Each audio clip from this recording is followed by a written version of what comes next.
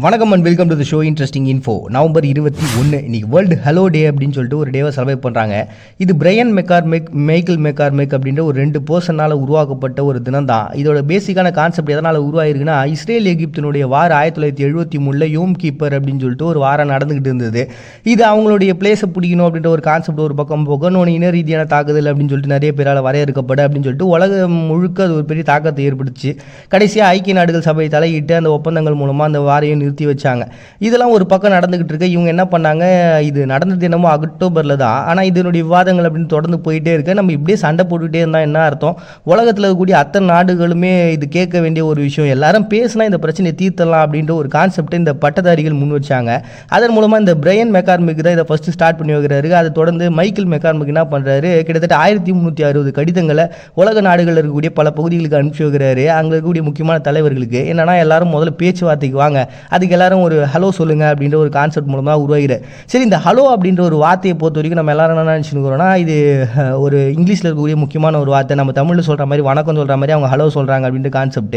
ஆனால் ஹலோ அப்படின்றது முதல்ல எப்படி உருவாயிருக்கு அப்படின்னா, நார்விச் கொரியர்னு சொல்லிட்டு 1826 யூஎஸ்லேருந்து ஒரு கொரியர் ஸ்பெல்லிங் மிஸ்டேக் மூலமாக இதை உருவாக்கியிருக்கிறாங்க. அதுக்கப்புறம் 1833 புக்கில் கூட இது வார்த்தைகள் வந்திருக்கு. அண்ட் இதுக்கு இடைப்பட்ட காலங்களில் இந்த ஹெலோ அப்படின்ற ஒரு வார்த்தையை ஆச்சரியத்துக்கான ஒரு குறியீடாக யூஸ் பண்ணியிருக்காங்க. இப்போ நம்மளாம் வந்து திடீர்னு யாரும் அடிச்சிட்டாங்க ஐயோ அப்படின்னு கத்துவோம்ல, அந்த மாதிரியான ஒரு கான்செப்ட் தான்.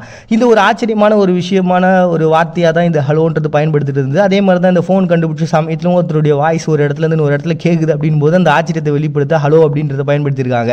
அண்ட் இன்னைக்கு வரைக்கும் நம்ம எல்லாருமே அதை ஹலோ ஹலோன்னு யார் ஃபோன் எடுத்தாலும் சொல்லிட்டு இருக்கோம். ஸோ எது எப்படியோ இன்னைக்கு அந்த ஹலோ அப்படின்ற ஒரு வார்த்தை ஒரு வணக்கத்திற்குரிய ஒரு வார்த்தையாகவும் மாறிடுச்சு. அப்படி ஒரு யாராவது சண்டை போட போனீங்கன்னா முதல்ல ஹலோ அப்படின்னு சொல்லிட்டு முதல்ல கூப்பிட்டு பேச்சுவார்த்தையை நாத்துங்கப்பா அப்படின்னு சொல்லக்கூடிய ஒரு நாளாக இன்னைக்கு வேர்ல்டு ஹலோ டே அப்படின்னு சொல்லிட்டு ஒரு டே செலிப்ரேட் பண்ணுறாங்க நவம்பர் 21. நெக்ஸ்ட் இன்னைக்கு வேர்ல்டு ஃபிஷரிஸ் டே அப்படின்னு சொல்லிட்டு ஒரு டேங்க. இந்த மீன் வளங்கள் அப்படின்றது இந்த உலகத்தில் இருக்கக்கூடிய அத்தனை வளங்களும் அழிஞ்சு போனாலும் மனிதனுக்கு கடைசியாக மிஞ்சி இருக்கக்கூடியதும் மீன் வளம் தான். நமக்கு முதல்ல கிடைச்சதும் இந்த மீன் வளங்கள் தான். நாகரிகங்கள் கூட பார்த்தீங்கன்னா ஆற்றங்கரை ஓரங்களில் தான் நடந்ததுன்றது நம்ம எல்லாருக்கும் தெரிஞ்சது தான். இந்த மீன் வளம் அப்படின்ற ஒரு கான்செப்ட், இந்த மீன் துறை அப்படின்ற ஒரு கான்செப்ட், மீன் பிடிக்கிறது அப்படின்ற கான்செப்ட், இது எல்லாமே பார்த்தீங்கன்னா கிட்டத்தட்ட 40,000 வருஷத்துக்கு முன்னாடிலேருந்து மனிதனுடைய வாழ்க்கையில் இருக்குது. இன்னைக்கு உலகம் முழுக்க பார்த்தீங்கன்னா கிட்டத்தட்ட 1/2 பில்லியன் மக்கள், அதாவது 500 மில்லியன் மக்கள் இது சார்ந்த ஒரு வாழ்வியலில் ஒரு தொழிலாக தான் வச்சு இதை வாழ்ந்துக்கிட்டு இருக்காங்களாம். 2018 கணக்குப்படி பார்த்தீங்கன்னா சீனா, இந்தோனேஷியா, இந்தியா, அப்புறம் ரஷ்யா, ஜப்பான் சொல்லிட்டு டாப் 10 நாடுகள் இருக்காங்க இந்த மீன் பிடித்தலில். இதில் அதிகமாக பார்த்தீங்கன்னா 65% மீன் வளங்கள் அப்படின்றது இந்த ரொம்பவுமே வருமானம் குறைவான நாடுகள் இருக்கும்ல, அங்கே இருக்கக்கூடிய பகுதிகளை தான் பயன்படுத்துகிறாங்க. ஏன்னா அவங்களுக்கு பெரிய வருமானம் வேறு எந்த ஒரு வளங்கள்லையும் கிடைக்காது.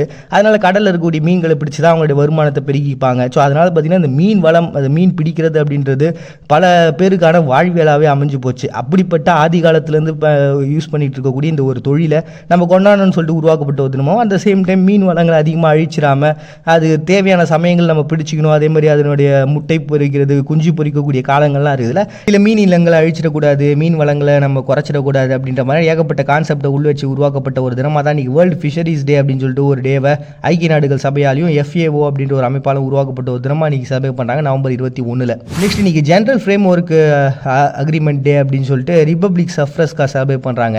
இந்த ரிபப்ளிக் சஃப்ரஸ்காக்கும் போஸ்னியா ஹெர்சகோவினா அப்படின்ற 2 பிளேஸுக்கும் நடுவில் பார்த்தீங்கன்னா வாருன்றது நடந்துகிட்டே இருந்தது. கிட்டத்தட்ட 3 வருஷம் வாருங்க அது. இந்த செர்பியர்கள் தனக்கு தனிப்படியாக ஒரு குடியரசை நிறுவனாங்க, அதுதான் இந்த ரிபப்ளிக் சஃப்ரஸ்கா அப்படின்றது. ஸோ இவங்களுடைய பிரச்சனை அப்படின்றது கடைசியாக ஒரு ஒப்பந்தங்கள் மூலமாக தீர்த்து வைக்கப்பட்டுச்சு. அந்த ஒப்பந்தம் போட்ட அந்த நாள் தான் பார்த்தீங்கன்னா நவம்பர் 21. அதன் மூலமாக தான் இந்த போஸ்னியா ஹெர்சகோவினான்ற பிளேஸு இவங்களை விட்டு போனாங்க. ஸோ ஒரு வழியாக இந்த பிரச்சனை முடிய இன்றைக்கி வரைக்கான மாநிலங்களில் ஒரு சில இடங்களில் பிரச்சனைகள் தொடர்ந்து நடந்து தான் இருக்குது. அதெல்லாம் நிறுத்தணும் அப்படின்ற ஒரு கான்செப்ட்னாலையும் இவங்க நாட்டில் இது ஒரு பொது விடுமுறையான ஒரு டேவாகவே இன்றைக்கி ஜென்ரல் ஃப்ரேம் ஒர்க் அக்ரிமெண்ட் டே அப்படின்னு சொல்லிட்டு ரிபப்ளிக் சஃப்ரஸ்கா செலிப்ரேட் பண்ணுறாங்க நவம்பர் 21. நெக்ஸ்ட் இன்றைக்கி ஃபிலாசபி டே அப்படின்னு சொல்லிட்டு ஒரு டேங்க. இந்த மெய்யியல் அப்படின்ற ஒரு கான்செப்ட் பார்த்திங்கன்னா ஆதி காலத்துலேருந்து இருக்குது. மக்கள் எங்கெல்லாம் கூட்டமாக வாழ ஆரம்பித்தாங்களோ அங்கெல்லாம் இந்த தத்துவங்கள்ன்றது இருக்க தான் செய்யுது. இந்த ஃபிலாசபி அப்படின்ற வேர்டு பார்த்திங்கன்னா கிரேக்கத்தினுடைய ஒரு வேர்டு தான். அதில் மறுவி தான் இந்த ஃபிலாசபின்ற வேர்டும் கூட உருவாயிருக்கு. சரி, இது எப்பப்பெல்லாம் மக்கள் யூஸ் பண்ணியிருக்காங்க அப்படின்னா, அந்த சுமேரியர்கள் இருந்தப்ப, அக்காடியர்கள், எகிப்து, அப்புறம் எலாமைட்டு, அசீரியர்கள் அப்படின்னு சொல்லக்கூடியவங்க எல்லாருமே வந்து பார்த்தீங்கன்னா தத்துவங்களை பயன்படுத்தியிருக்காங்க.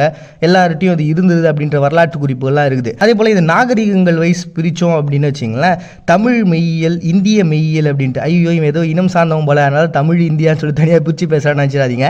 நீங்கள் ஜஸ்ட் கூகுள் டைப் பண்ணாலே உங்களுக்கு வரும். ஏன்னா இது வந்து ஒரு நாகரிகங்கள் சார்ந்து ஒரு இடத்த பேஸ் பண்ணி நாகரிகங்கள் வைஸ் பைசா அதை பிரிக்கும்போது பார்த்தீங்கன்னா இப்படியும் பிரிக்கிறாங்க. ஏன்னா தமிழ் அப்படின்ற ஒரு கான்செப்ட், தமிழர்களுடைய கான்செப்ட் படி அவங்க என்ன வச்சுருக்காங்கன்னா அன்பு, அறம், பொருள், இன்பம், வீடு, அகம், புறம் அப்படின்னு சொல்லிட்டு பிரித்து மனிதனுடைய வாழ்வியல் பேஸில் இந்த தத்துவங்களை வெளிப்படுத்தியிருக்காங்க.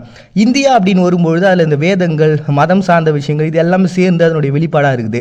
சீனா வந்து இயற்கையை பேஸாக வச்சு இந்த தத்துவங்கள் வெளியிட்டிருக்காங்க. ஆப்பிரிக்கா பொறுத்த வரைக்கும் இதுக்கான எழுத்து முறைகள் இல்லை அப்படின்னாலும் வாய் வழியான கதைகள், தத்துவங்கள் அப்படின்னு சொல்லிட்டு அதில் நிறைய கான்செப்ட் இருக்குது. இன ரீதியான பேசிஸில் வச்சு அதை சொல்லியிருக்காங்க.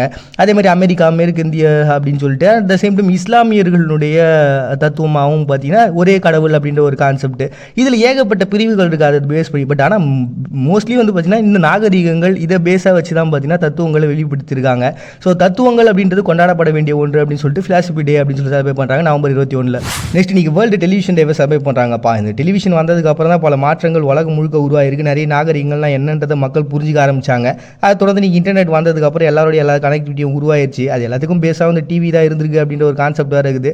அதுவும் இல்லாமல் இன்னைக்கு உலகம் முழுக்க பார்த்தீங்கன்னா கிட்டத்தட்ட 2023 கான்செப்ட் படி 384 பில்லியன் US டாலர்ஸ் இதில் வருமானங்கள் புழங்கிக்கிட்டு இருக்கான்.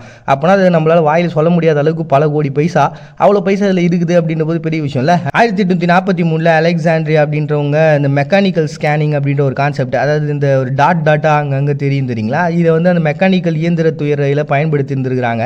அதனுடைய டெவலப்மெண்ட்டாக வளர்ச்சியாக கொஞ்சம் கொஞ்சமாக அப்படியே மாறி இன்றைக்கி நம்ம பார்த்துட்டு இருக்கக்கூடிய டிவியாக மாறிடுச்சு அப்படின்ற ஒரு கான்செப்ட் ஒரு பக்கம் இருக்குது. அதேமாதிரி 1996 ஃபஸ்ட் டைமாக தொலைக்காட்சிக்கான மன்றம்ன்றது 21-22 நடந்தது ஐக்கிய நாடுகள் சப்போர்ட்டில். அப்படி நடத்தப்பட்ட அந்த நாளை சூஸ் பண்ணி தான் வேர்ல்டு டெலிவிஷன் டே அப்படின்னு சொல்லி செலிப்ரேட் பண்ணுறாங்க. பதில் தெரியாத கேள்விகளுக்கு தற்காலிகமாக கொடுக்கப்படும் பதில் தத்துவம். மறுபடியும் நாளைக்கு வந்து சந்திக்கிறாங்க. நாங்கள் பாண்டியன். நீங்கள் பார்த்துட்டு இருக்கீங்க இந்த நிகழ்ச்சி இன்ட்ரெஸ்டிங் இன்ஃபோ.